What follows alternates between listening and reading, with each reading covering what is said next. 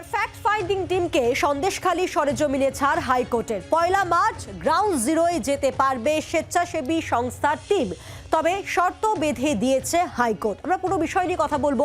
আমাদের সঙ্গে সরাসরি রয়েছেন আমাদের প্রতিনিধি অর্ণবাংশু নিয়োগী, রয়েছেন আমাদের সঙ্গে। অর্ণবাংশু, শর্ত বেঁধে দেওয়া হয়েছে, কি কি সেই শর্ত?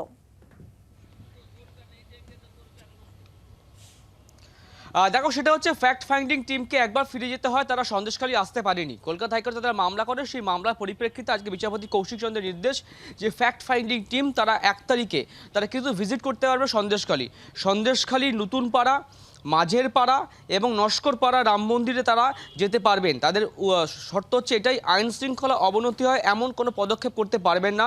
এই মর্মে স্থানীয় পুলিশের কাছে মুচলেখা দিতে হবে। সেই কারণে কিন্তু এই শর্ত মেনে তাদেরকে আসতে দেওয়া হবে এবং তারা বলা হয়েছে কোনো উস্কানিমূলক বা কোনো আইনের বিরুদ্ধে কোনো কাজ তারা করতে পারবেন না। এই শর্ত মানে তাদেরকে অনুমতি দেওয়া হয়েছে। আগামী 1 তারিখ তারা ভিজিট করতে পারবে সন্দেশখালী 3টি জায়গায়। পায়েল।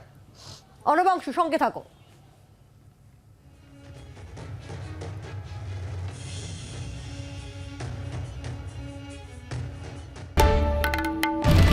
বাংলার আওয়াজ, বাঙালির আবেগ, জি 24 ঘন্টা।